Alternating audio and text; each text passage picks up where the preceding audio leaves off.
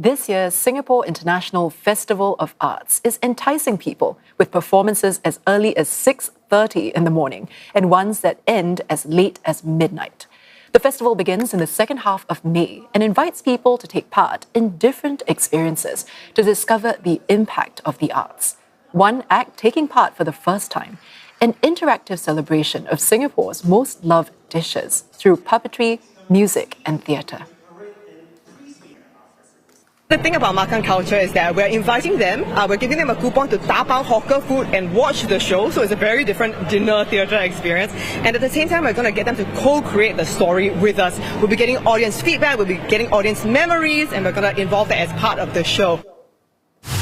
I think especially in the way that this festival is kind of set up, there's really that sense of community, right? There's so many things going on close to each other, you feel the person next to you, and I think there's something really beautiful in that, yeah.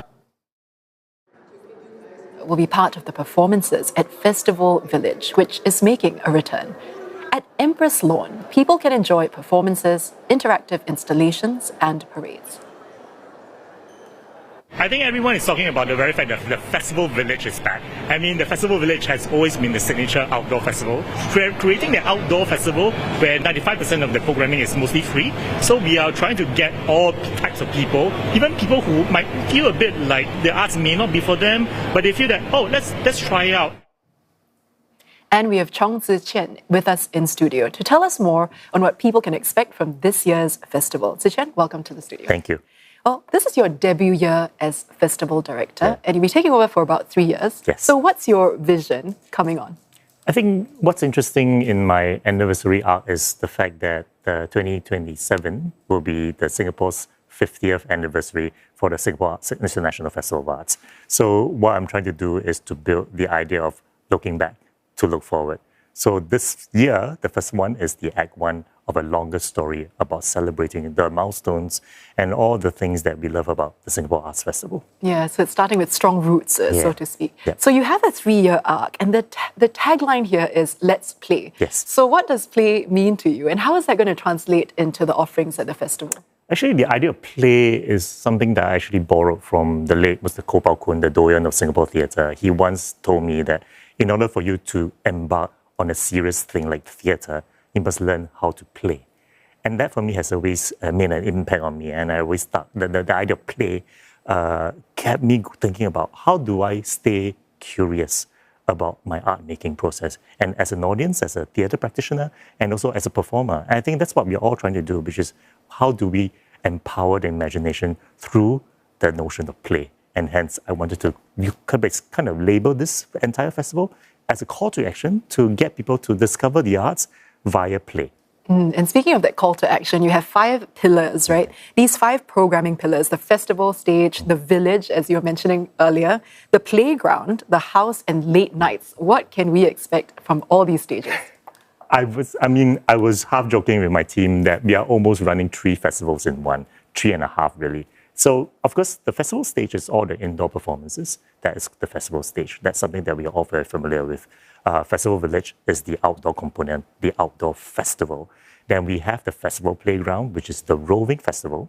The roving festival will open the Festival Village in the first weekend, and then this roving festival will move to Punggol Coast for the second and third weekend. Yeah, so one of these other highlights you have is like the Lighthouse, right? That's an immersive promenade-style performance. And for viewers who are not familiar with a promenade-style performance, that is kind of an interactive, immersive experience where you also interact with the actors. So what do you hope to see come out of experiences like that for people in Singapore?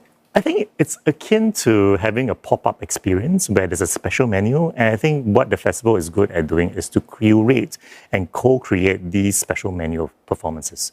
And as an audience, even if you are a regular theatre goer or a dance goer, you know that in those 3 weeks, you get to see many, many strange, adventurous and challenging, and more importantly, exciting new forms that you have never encountered before.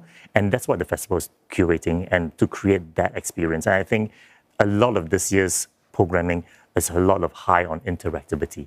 So which means that the performer is just performing right next to you, or even the performer is speaking to you, and you have a huge part in shaping the story with the storyline, with the storytellers and the performers as well. Yeah, and it's really inclusive as well. You know, there are families that can bring their kids, they're older, their parents perhaps to also join in on this. Now, you're introducing a new 2-year development model for local commissions. Can you tell us more about this and why is it so important for you to implement this? I think I was a beneficiary of a longer commission. So in the past, the festival commissions were usually just what lasts a year.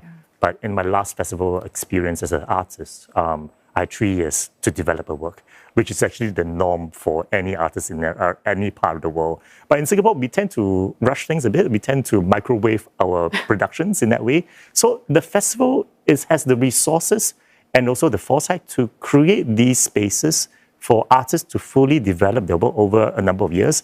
And that's what we are doing with this time around, being the festival director. I want to kind of pass and pay it forward to all the artists I am inviting to curate, to give them the 2-year developmental process.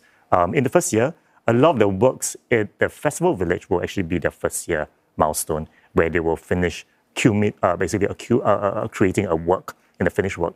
And then that finished work will move on to the second year development, where it could move to indoor performance as well. Yeah. So that's what we are doing in terms of giving the artists, the Singapore artists, the time and space to really, really cook a really, really good dish for the audience. And very quickly before we go, Tze Chien, if you can highlight 1 or 2 local artists, as you were mentioning, that you are very excited to see, what should we go and watch? I think they're not exactly young, but they are our evergreens, Dick Lee and Jacinta. They are, for the very first time, they are coming together on stage to tell their own stories via music and theatre. That's something that I'm very excited because both of them are great friends. They were ex-partners, but coming together in celebration of the festival's theme, which is legacy, to talk about their respective careers and their body of work. But more importantly, it's about the love they have for each other still.